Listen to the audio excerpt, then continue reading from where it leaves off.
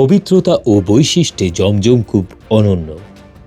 পবিত্র মক্কায় মসজিদুল হারামের অভ্যন্তরে অবস্থিত এই কূপের পানি পৃথিবীর সকল পানির থেকে উত্তম।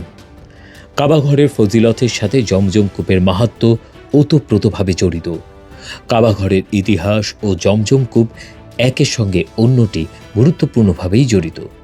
হজরত ইব্রাহিম আলাইহিসসালামের ইতিহাসের সাথে জমজম কূপের ইতিহাস বর্ণনা রয়েছে।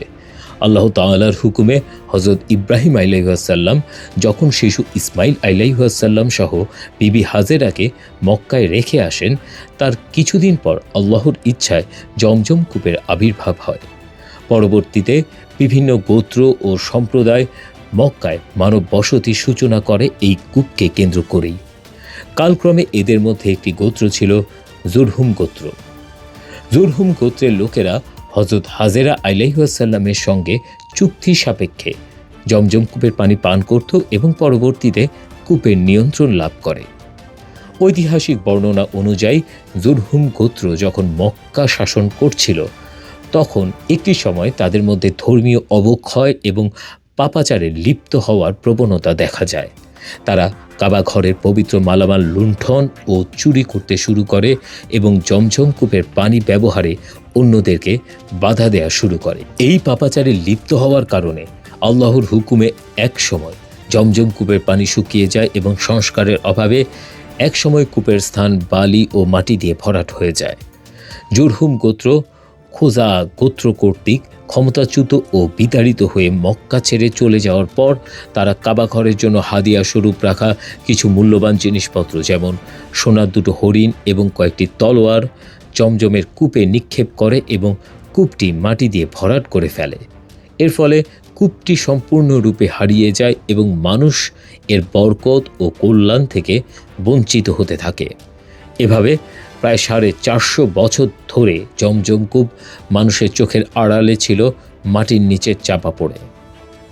অতঃপর বহু বছর পর আব্দুল মুত্তালিব জমজম কূপ আবার আবিষ্কার করলেন। কেমব্রিজ ইউনিভার্সিটি প্রেস 2009 সালের ডিসেম্বরে একটি আর্টিকেল প্রকাশ করে। এটিতে বলা হয়, সেই সময় মক্কা ছিল জুরহুম গোত্রের নিয়ন্ত্রণে, কিন্তু তাদের পাপের কারণে তাদের উপর অভিশাপ নেমে আসে, হারিয়ে যায় জমজম কুয়া। ফলে তারা মক্কা ত্যাগ করতে বাধ্য হয়। রাসূল সাল্লাল্লাহু আলাইহি ওয়াসাল্লামের দাদা আব্দুল মুত্তালিব পরবর্তীতে স্বপ্নে দেখে এটি পুনরায় আবিষ্কার করেন। এরপর থেকে এটির অস্তিত্ব বহমান, কারণ তখন মুহাম্মদ সাল্লাল্লাহু আলাইহি ওয়াসাল্লাম মক্কায় ইসলামের অভয়ারণ্য তৈরি করেছিলেন। এই আর্টিকেলে বলা হয়, জমজম কূপ হারিয়ে যাওয়ার অনেক পরে মহানবী হযরত মুহাম্মদ সাল্লাল্লাহু আলাইহি ওয়াসাল্লামের দাদা আব্দুল মুত্তালিবের সময় এটি আবার আবিষ্কৃত হয়। আব্দুল মুত্তালিব ছিলেন কুরাইশ গোত্র প্রধান এবং তিনি অত্যন্ত ধার্মিক ও সম্মানী ব্যক্তি ছিলেন।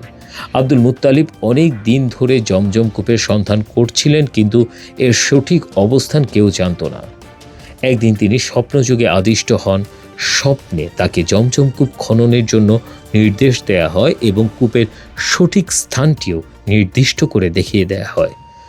স্বপ্ন দেখে ঘুম থেকে উঠে আব্দুল মুত্তালিব বিষয়টি নিয়ে চিন্তা করেন এবং আল্লাহর নির্দেশ মেনে চলার সিদ্ধান্ত নেন।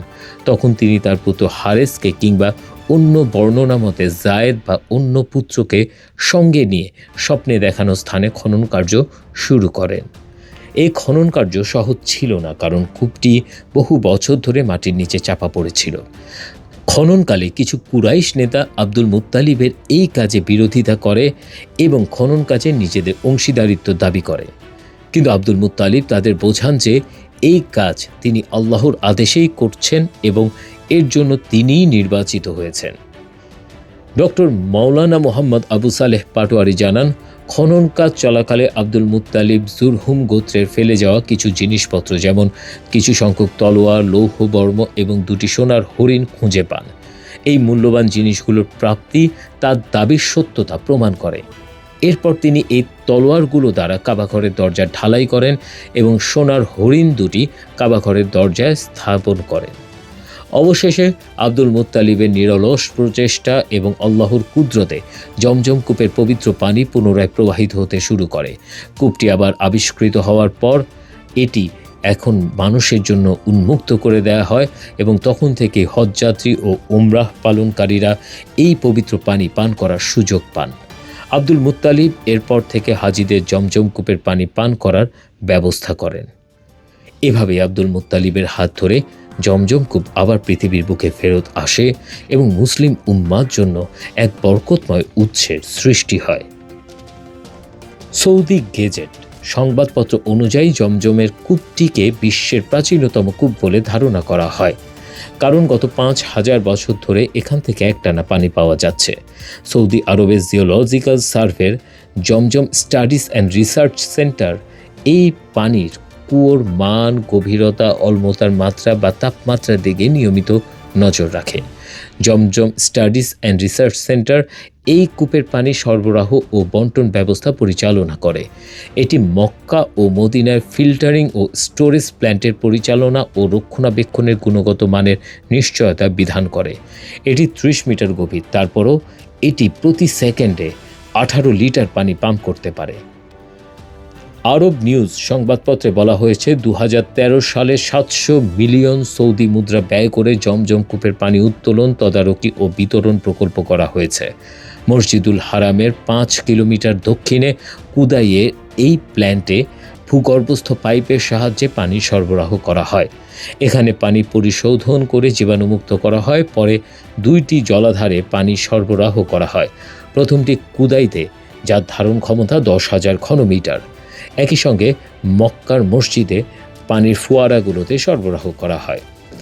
কুদাই থেকে মদিনার বাদশাহ আব্দুল আজিজ সাবিল জলাধারের প্রতিদিন ট্যাঙ্কারে ট্রাকের একটি বহর ৪ লাখ লিটার পর্যন্ত পানি পরিবহন করে। এর ধারণ ক্ষমতা ১৬,০০০ ঘনমিটার। এখান থেকে মদিনায় নবীর মসজিদে পানি সরবরাহ করা হয়। পরিবহনের সময় পানি যাতে কোনোভাবেই দূষিত না হয় সেদিকেও লক্ষ্য রাখা হয়।